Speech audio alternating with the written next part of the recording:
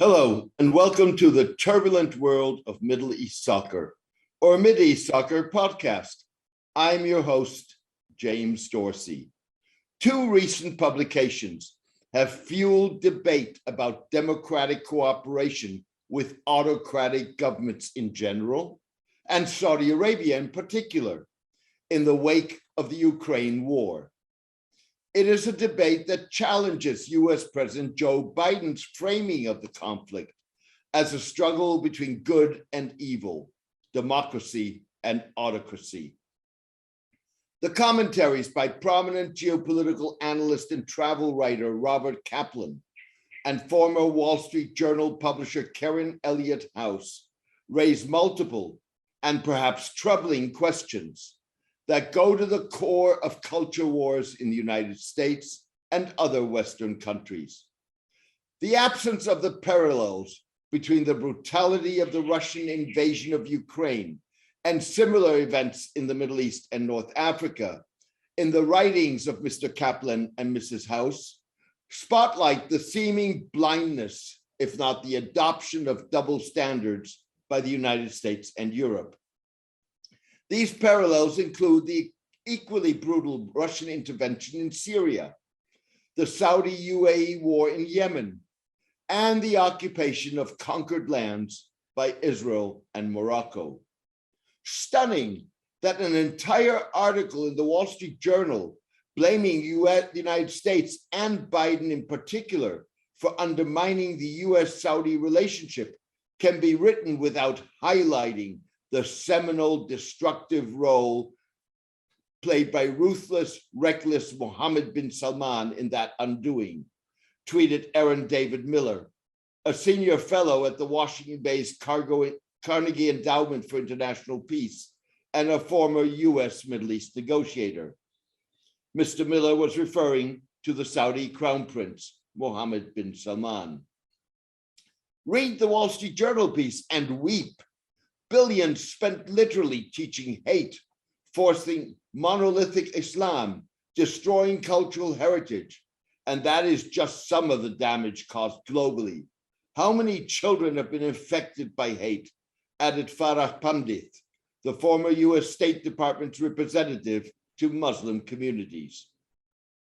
The two former officials took exception to Mrs. House's suggestion that Mr. Biden should seek forgiveness for a growing list of Saudi grievances that have strained relations between the kingdom and the United States. They probably would have also taken issue with Mr. Kaplan's simplistic portrayal of Mr. bin Salman as a social reformer who promotes personal freedoms. Neither author made mention of Saudi responsibility for Yemen becoming one of the world's worst humanitarian crises, or the lack of accountability and transparency in the killing of journalist Jamal Khashoggi by a Saudi crew with close ties to Mr. bin Salman.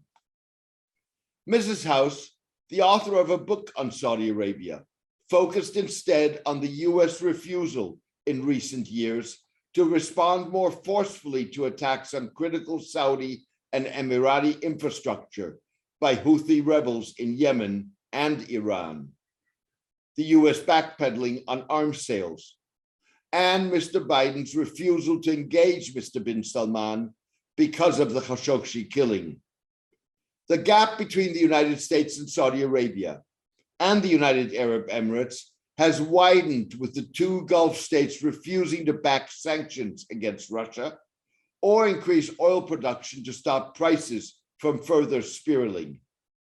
In the 40 years I have been visiting this country, never has anger at the US been so visceral or so widespread, Mrs. House wrote. She argued that it was up to Mr. Biden to repair relations with the kingdom, rather than putting at least part of the onus on the Crown Prince, who has cracked down brutally on any perceived dissent.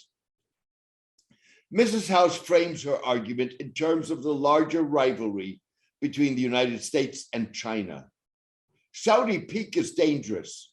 The kingdom's relations with China are strong and getting stronger, Mrs. House said. While Mrs. House acknowledges that in contrast to the United States, Beijing can't protect Saudi oil fields or the sea lanes that allow its oil to reach world markets. She seems to overlook the fact that Saudi Arabia and the UAE may have overplayed their hand in the Ukraine crisis.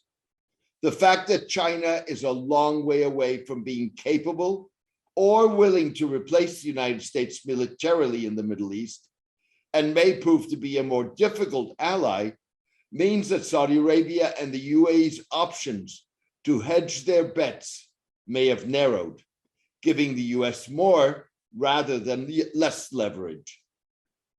That suggestion is reinforced by the fact that the Ukraine fiasco has effectively cost Russia a seat at the top table in an emerging, more multilateral world order. Mr. Kaplan puts the issue of cooperation between democratic and autocratic states in shaping a new world order in a broader context, while complicating the terms of the debate. The author correctly rejects the notion of the Ukraine conflict as a battle between democracy and autocracy. Instead, he frames it as a struggle to maintain the rule of law, uphold international law, and ensure the inviolability of internationally recognized borders.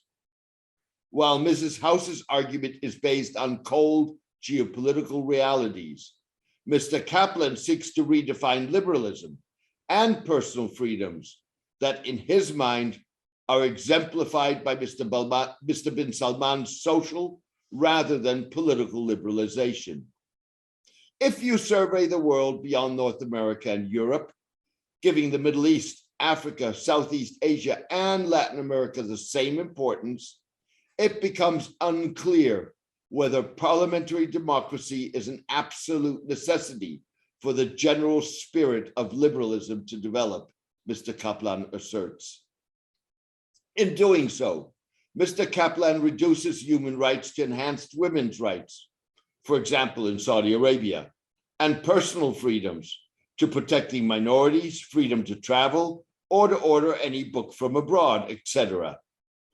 Freedom of expression, the media, and assembly are glaringly absent in Mr. Kaplan's definition. Mr. Kaplan asserts that Saudis don't want elections because they could be won by Muslim fundamentalists. He goes on to argue that Saudis make a distinction between liberty and democracy. It doesn't strike Mr. Kaplan that if Islamists were to win an election in Saudi Arabia, that would suggest that Mr. bin Salman's far-reaching social reforms may be less popular than is widely assumed. Mr. Kaplan makes a fair point that there are absolute and more benign autocracies, and that the more enlightened autocracies may be acceptable partners. Yet, there are at least two problems with his argument. Saudi Arabia may have enacted long overdue social and economic reforms needed to diversify its oil-dependent economy. Still, the kingdom is anything but an absolute, harshly repressive autocracy ruled by one man. Saudi Arabia last month put 81 people to death in one of the largest mass executions in the kingdom's history. Many of the executed were Shiite activists convicted for their dissent and non-violent protest. Saudi Arabia is not really becoming a freer country. It is simply becoming a different kind of repressive police state, with more of an emphasis on nationalism and a willingness to provide the people with bread and circuses, said pundit Daniel Larison in a blistering criticism of Mr. Kaplan's argument. Moreover, few autocracies in the past 7 decades have left a positive legacy. Among the few, some like Chile and South Korea have done so at a steep human price. The fact that Chile and South Korea are exceptions that confirm the rule is not to argue that all cooperation with autocracies is wrong. In a criticism of prominent historian of the Soviet bloc Anna Applebaum's assertion that autocracies are out to destroy democracies. Eldar Mammadov, political advisor for the Social Democrats in the Foreign Affairs Committee of the European Parliament, notes that many authoritarian or semi-authoritarian states, such as Turkey, Qatar, Vietnam, Venezuela, Uzbekistan, and Kazakhstan, seek cooperation with the United States and Europe. Should they all be rebuffed due to their lack of democratic credentials?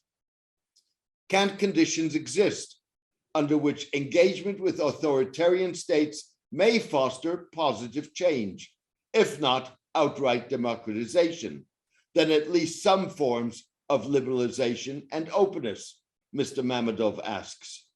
He points out that historically engagement with authoritarian regimes in Spain, Portugal, Brazil, Argentina, and Chile prepared the ground for imperfect but workable democratic transitions.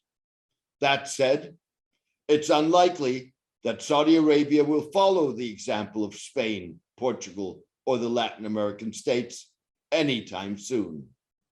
Thank you for joining me today. I hope you enjoyed the podcast.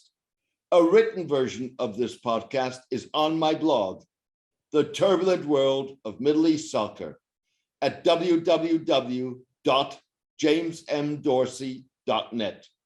Please join me for my next podcast in the coming days. All the best and take care.